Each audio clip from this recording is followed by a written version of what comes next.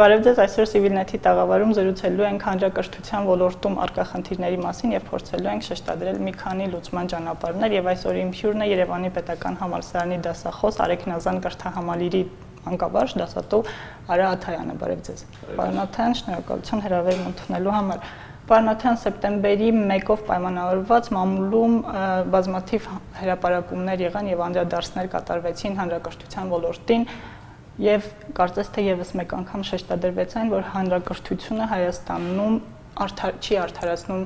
եւ չի լուծում իր առջեւ դրված խնդիրները, որոնց ապացույցն էր նաեւ այն, որ կրթության եւ գիտության նախարարն իր որդիներին կրթությանը տալիս ոչ թե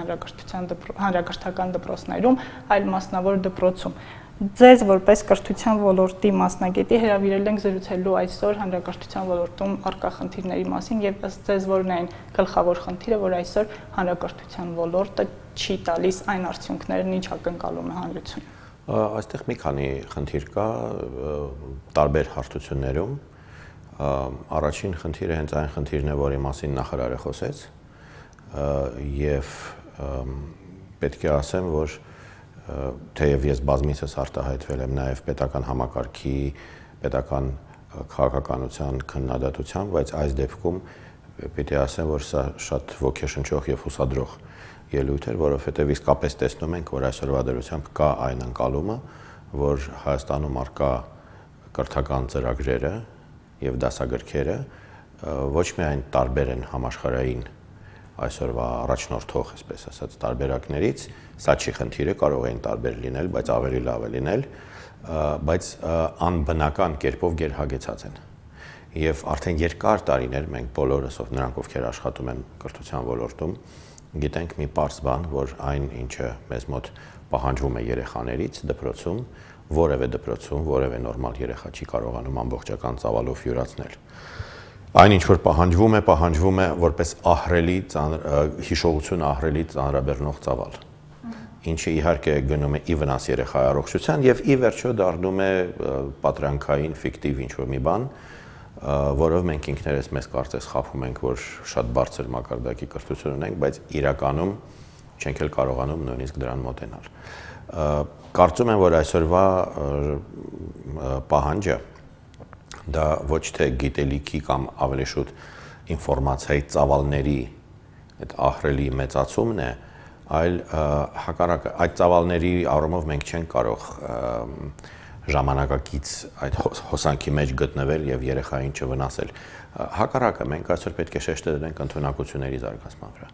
Դպրոցը պետք է տա այն բանալիները, որով երեխան կարողանա մոտենալ ցանկացած դրան եւ այդ դուռը բացի եւ վերցնել ինչ որ իրեն պետք է։ Իսկ դա աշխատելու ընդունակությունն է, ինքնուրույն լինելու, ինքնուրույն մտածելու, ստեղծագործելու,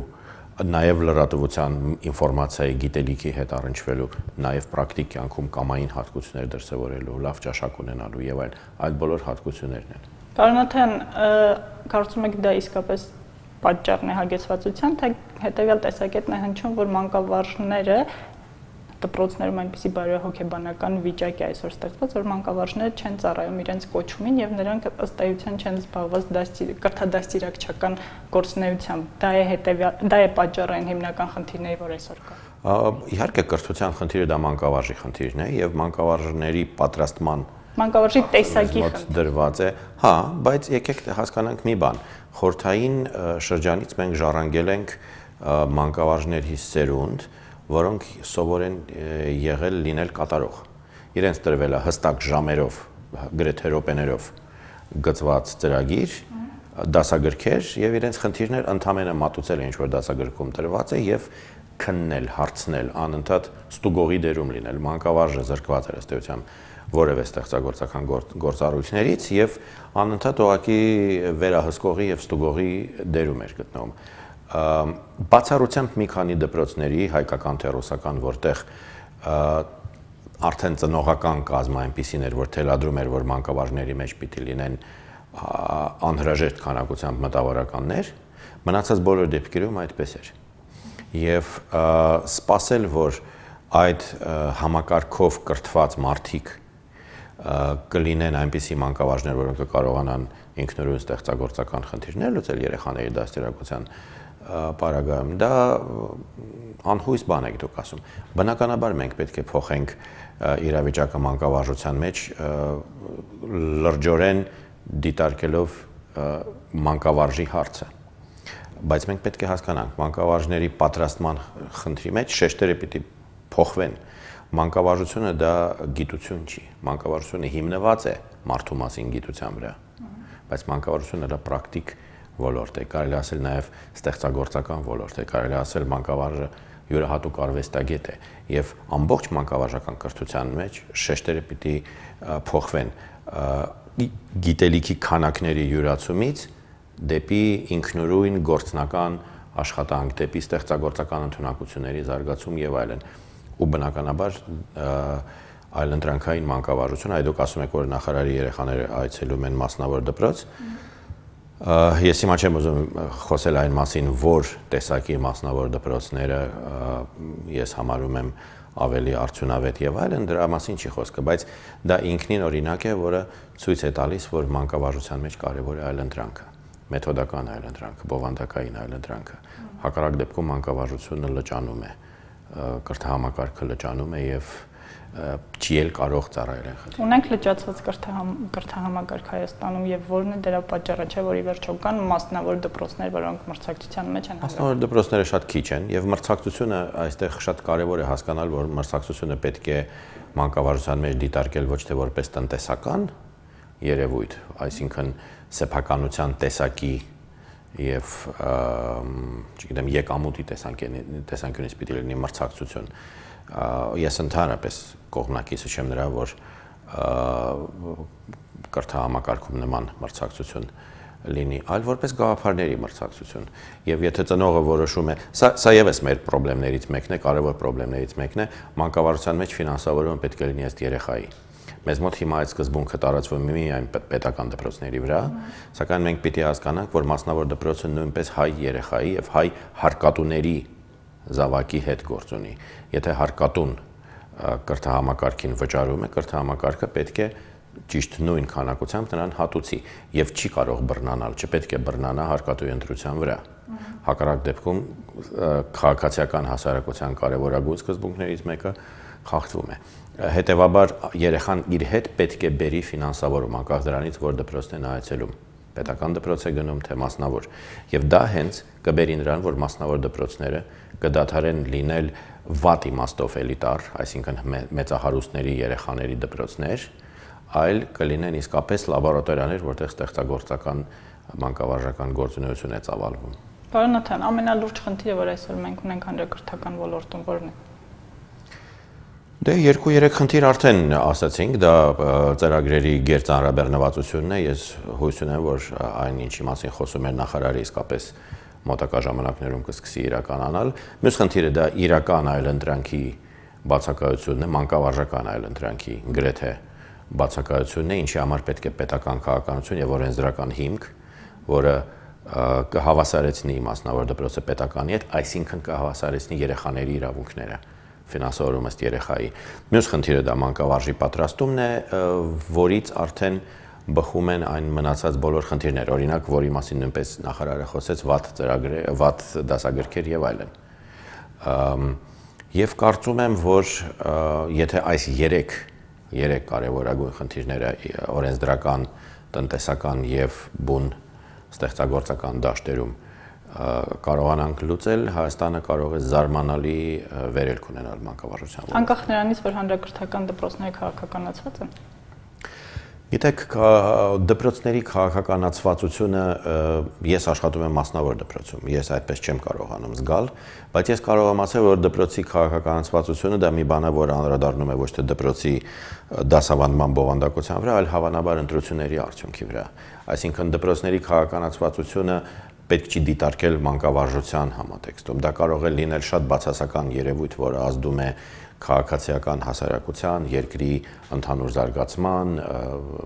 չգիտեմ, նման խնդիրների վրա, բայց դա մի բան է, որը չի անդրադառնում կոնկրետ դասապրոցեսի վրա, որովհետև Կներեք, պարոն Նաթան, ինչպես եթե դպրոցներում հնարավորությունն է ընձեռնված ընդունել այնպիսի մանկավարժներ, ովքեր կարողանում են վճարել ընդունվելու համար, այսինքն կոռումպացված համակարգ է, եթե վերջին հրապարակումների համաձայն թիվ 27 դպրոցում դատվածություն ունեցող տնօրենը վերաընտրվում է որպես տնօրեն եւ հավանական է, որ նման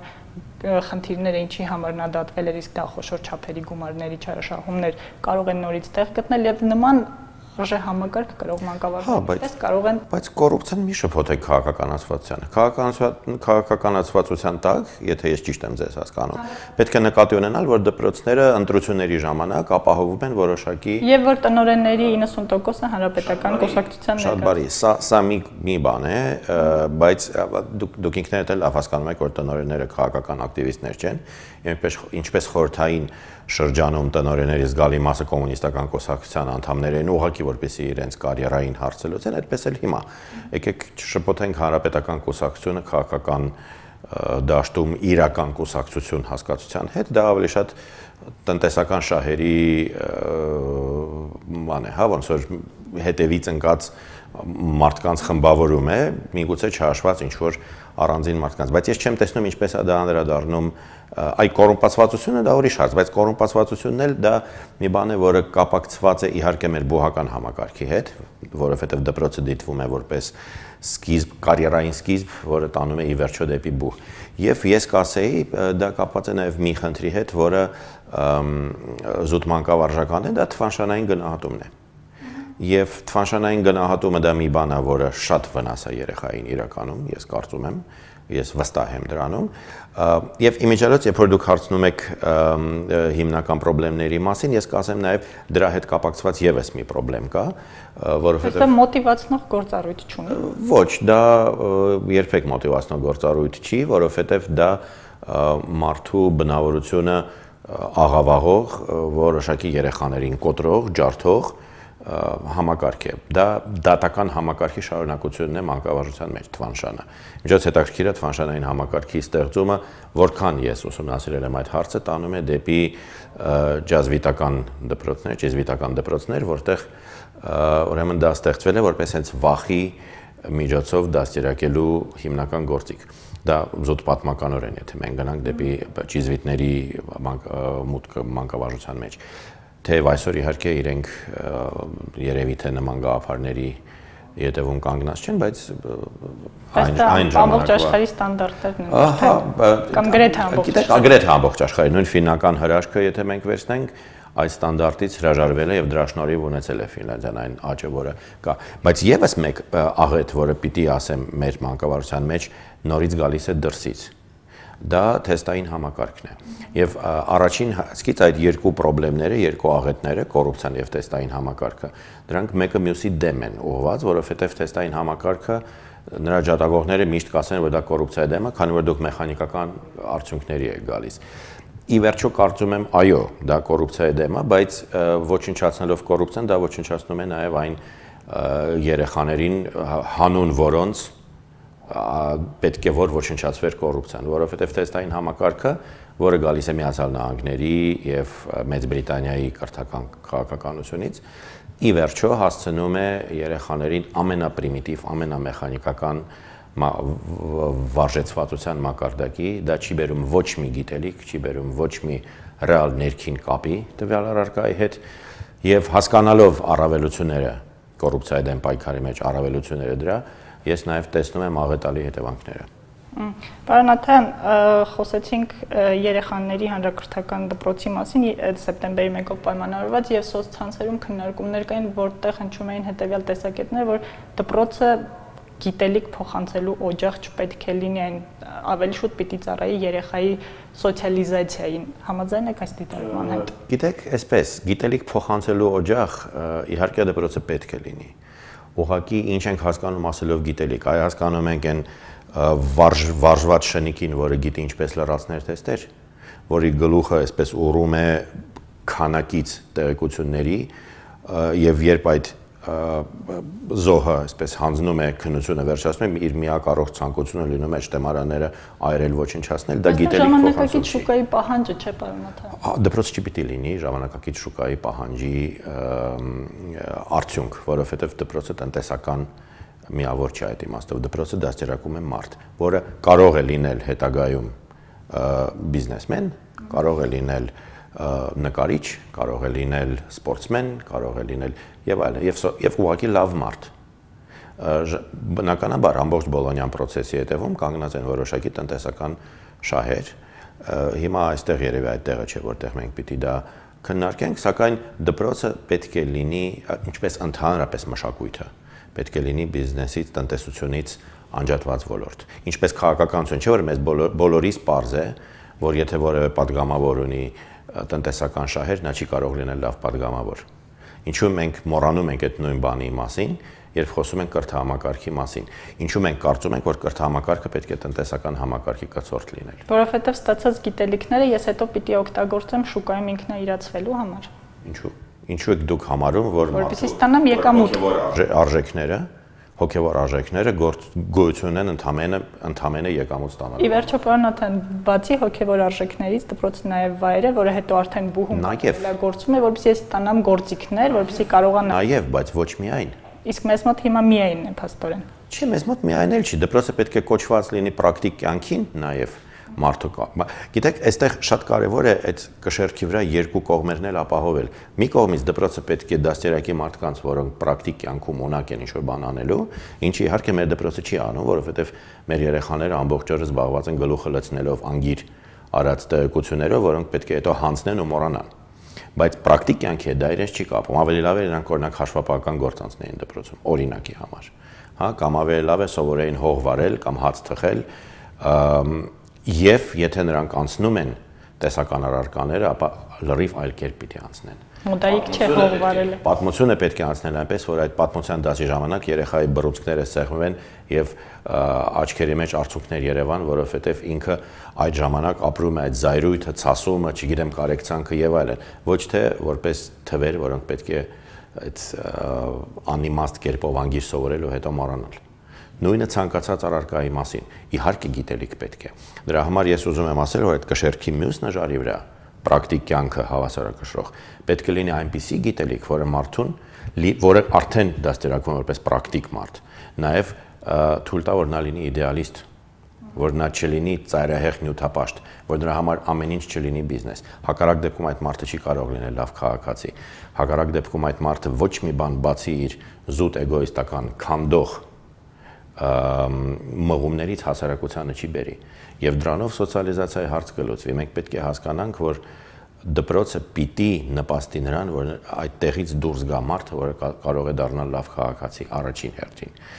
Կլինի այդ քաղաքացին տնտեսական ոլորտում իրեն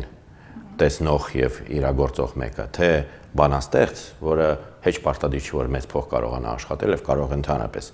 բավարարվել ինչ-որ շատ քչով, թե նկարիչ, թե ինչ-որ ուրիշ բան, դա մենք չենք կարող թելադրել։ Մենք պետք է հասկանանք, որ հասարակությունը, առողջ հասարակությունը, դա մարդկանց հանրագումար է, որոնցից յուրաքանչյուրը կայացել է իր ոլորտում, ոչ թե համապատասխանում է ինչ-որ արտաքինից բերած ստանդարտի։ Պարոն Աթան, դեպքում մանկավարժի դերը այս ամենի մեջ, այս կոնտեքստում որն է գիտելիք փոխանցել, թե կապել երեխային գիտելիքի հետ։ Գիտելիքի փոխանցումը դա մի բան է, որը կարող է անել իհարկե եւ լավ գիրքը եւ համակարգիչ այսօր եւ այլն, բայց երեխաները չեն սիրում գիտելիքը, անկասկած գիտելիքը պետք է անհատականացված կերպով տրվի երեխային, որովհետեւ եթե կանգնած է դասարան առջև մարդ, որը այդ գիտելիքի կրողն է, այդ գիտելիքը ձեռք է բերում մարդկային բնույթ, մարդկային դեմք։ Եվ երեխային աշակերտին իհարկե դա է պետք, բայց ձեր հարցին ով է մանկավարժը եւ որն է մանկավարժի դերը, ես մի քիչ կերպարային պատասխան կտայի։ Հայ, պատկերացրեք ինչով է զբաղվում այգեպանը։ Ինքը ունի այգի, որտեղ կան ծաղիկներ, մեկը վարդ, մյուսը մանուշակ, յասաման, չգիտեմ, ամենատարբեր կակաչ, վարդակակաչ եւ այլն։ Այգեպանը չպիտի ձգտի, որ բոլոր ծաղիկները նման իրար նման լինեն։ Նույնիսկ եթե շուկայում այս պահին վարդերն են ավելի լավ գնում, կոպիտ ասած, հա, ինքը չպիտի ձգտի, որ բոլոր ծաղիկները վարդ դառնան։ Ինքը չպիտի քոկահանանի մանուշակները, չգիտեմ, հիրիկները եւ կակաչները եւ ամենտեղ վարդ տնկի։ Լավ այգեպանը իր այգում կունենա ամեն ինչ,